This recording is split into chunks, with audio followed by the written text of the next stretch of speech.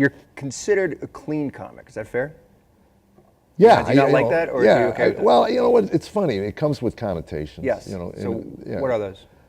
Well, it's people assume if you're clean, you're not funny. Yeah. You know, because I have people come to me and go, Yeah. you know, and in the clubs, a friend will tell them about me or something, and they'll come out and they'll come up to me cussing like a sailor and going, I didn't hear one word out of your mouth. You know, and you know, it forced me to get a thesaurus. I made that conscious decision because of my fourth grade son cussed his teacher out.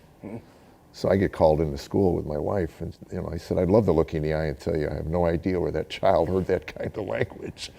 You know, and the truth was, he was in and out of nightclubs with me, and you know, and he heard my act. So it's not becoming to me. It wasn't. It was embarrassing as a father to have your son at that age, you know, and. So do you think that to be a clean comic, does it expand your audience or does it limit your audience? Well, I think if you advertise it as clean and they don't know who you are, you know, it's interesting. When I was in Tacoma, they wanted to do a late show, and we keep telling clubs, my audience doesn't come out to late shows. We're all in bed by 9, you know.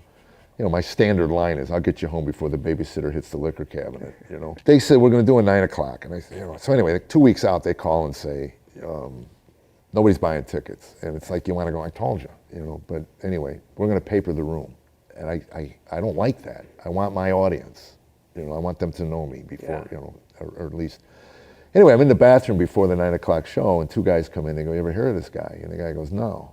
And he said, but I went online and looked him up, and I think he's funny. And then you realize that in this day and age, if you go to a comedy club and plunk down $25 or $35 for a show, and you get upset, then you're an idiot. I mean, everybody has content online. Right. You can go research who you want to see. And even if you've never heard of them, at least you go, yeah, that's funny. I like that, you know.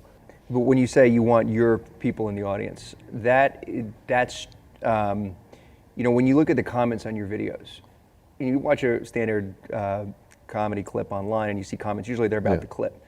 Most of the comments are about you. They're like, I know Jeff, I've watched his stuff for years, this guy's so funny, I tell everyone I know about Jeff. So you have dyed-in-the-wool fans. I have people that and it's interesting when I go into clubs, every time I work a club, some waiter or waitress will walk over and go, your people are so nice, as if they're my people, but it's like, and I hope so, because I'd berate them if they weren't. Why is that? How does that happen? Well, I think a lot of them are church people, you know, I do believe that.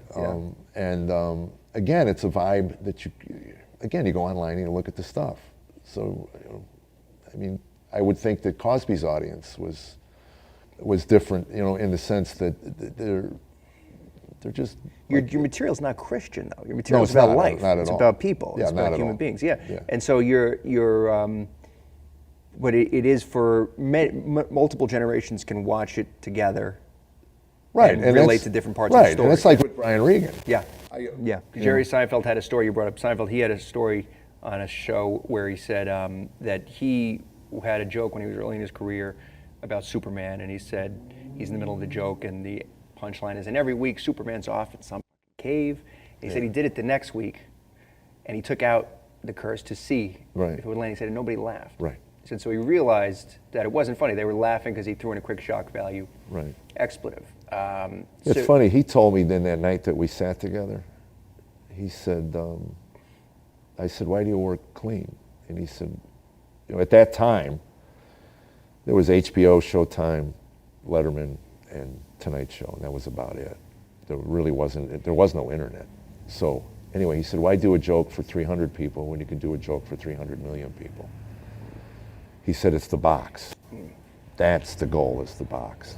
And it made sense to me, you know.